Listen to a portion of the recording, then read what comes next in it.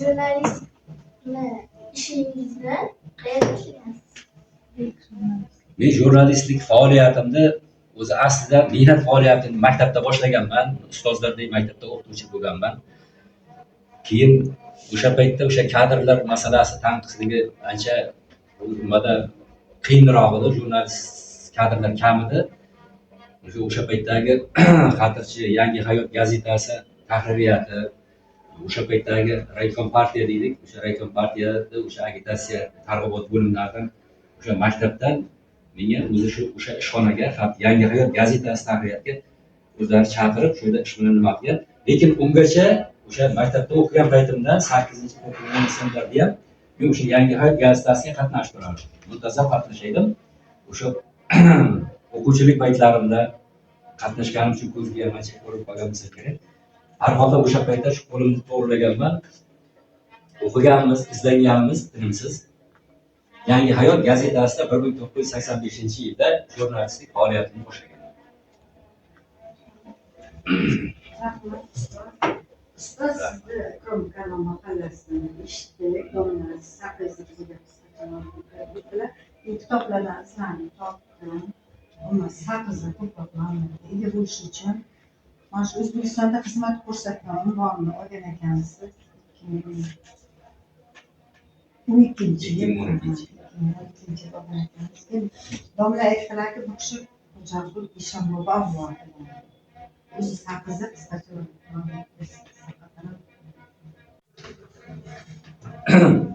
Haqiqatdan bizlar endi o'sha ota-bobolarimizdan eshitganlarimiz shu nimalar bo'yicha o'sha manbalar, bobolarimizdan qolgan o'sha esdaliklar, xotiralar, aytgan gaplarni nimasiga qaraganda bizlar haqiqatdan Xo'jabul Eshonbobo avlodlaridanmiz. Endi Xo'jabul Eshonbobo avlodimizda nechinchi avlodligini aniq bilmayman. Yangi ustozimiz Toshpo'lat aka xo'jam boshlagan bir tadqiqot, tadqiqiy ishlarda shu yozgan maqolalarda o'sha toshga yozilgan yozuvlarga qarab bizlar 7-avlod deb o'zimizni nima qildik, taxmin hisoblagan. Lekin ustozimiz aka mana Ahmad akani bir ma'lumotiga qaraganda bergan nimalar o'rganishlardan manbada topdim dedi. Judagina qisqa joyda bir qator nimada aytilib ketgandi. Bunga adashmasa bir 1000 yil oldingi bir manbada ko'zim tushdi. O'sha yerda yashagan odamlar Xo'jabul Eshon bozoriga borib turardi degan yozuvga ko'zim tushib qoldi. Bu 1000 yil oldin aytilgan gap ekan. Degandan keyin to'g'risi o'zimiz ham 1000 yil oldin o'tgan yo boshqa Xo'jabul Eshon bo'lgan yo hozirgi toshga yozilgan nimasi bo'yicha shu 17-asrlarda o'tgan avliyo Xo'jabul Eshonboboning avlodlaridan. Yanvar oyida shu yerda ishlab yurdim. Xatirchi katta tuman, aholisi ko'p, hududi katta. Birorta ham Xatirchidan vakil yo ishlaydigan nima yo'q deb qo'ymay olib ketgan. Bo'lmasa uncha-munchalardan uydagilar ham javob bermaydi. Yo'q, o'sha yerga bordim, o'sha yerda shu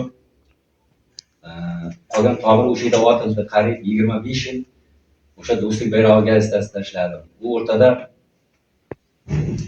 Soliqchi gazetasida o'rindoshlik sifatida 10 yil redaktorlik qildim.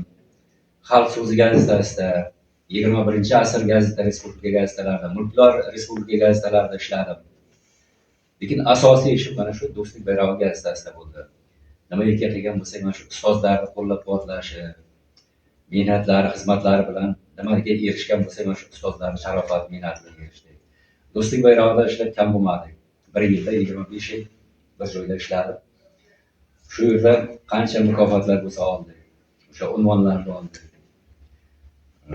Mustaqillik kesalik nishonlarini o'sha yerda topshirdim.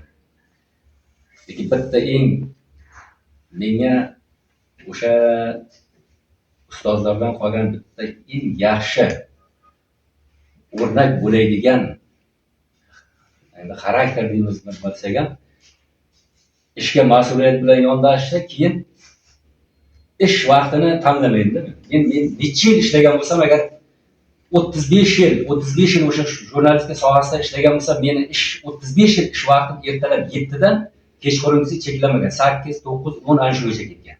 Biron marta ishxonaga sababsiz 8:30, 9 da bormaganman-da. 6:30, 7, 6:30, 7 da tamom. Umuman nima qilmaganman. O'sha ishlagan vaqtda. Mana shu mehnatlar baribir ham o'zini mevasini berdi.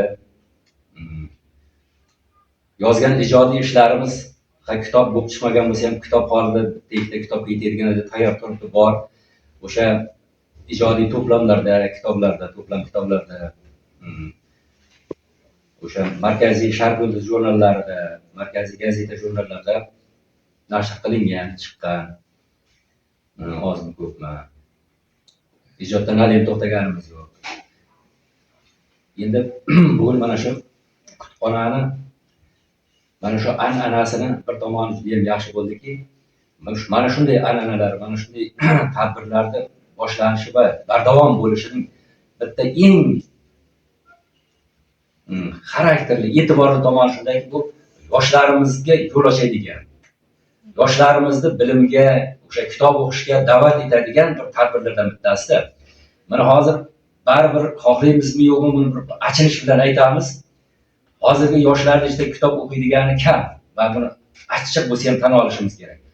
Baribir o'sha kitobxonlik va boshqa nimalar, tadbirlar, festivallar, tanlovlar o'tyapti-yu, baribir ham lekin yoshlar kitobga bizni davrimizdagichalik jalb qiladi. Bizlar o'qigan davrimizda Ahmad aka bunaqangi tanlov, bunaqangi konkurs va boshqa nimalar bo'lmagan. Lekin o'qimagan bola yo'q edi. U kitob o'qimagan o'quvchilar o'zi bo'lmas. Eng qiziq nimasi shu 5-6 sinflarda men hech esimda yo'q, o'zbek xalq ertaklari, Avazxon, Gurulli dostonlarni o'qiganmiz, ko'tarib yurib o'qiganmizda 6-7 sinflarda o'qigan bo'lsam kerak. Cervantesni Don Kixotini qo'ltiqlab uyga keldimda.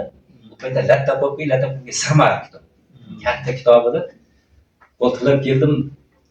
Yana shu nimadir qilib yurgan ekanda, shunday kitobni ko'rdi. Bu nima edi kitobni?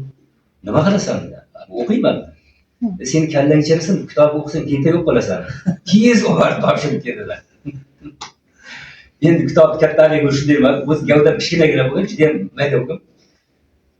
O'shanda shunchalik kitobga o'qishimiz kuchli bo'lganda, kitobga qiziqishimiz ham kuchli bo'lgan. O'sha paytda bizdan oldingilar, o'sha tengdoshlarimiz, o'sha nimalarimiz hammasi ham shunday edi. Kitobni o'qiydi.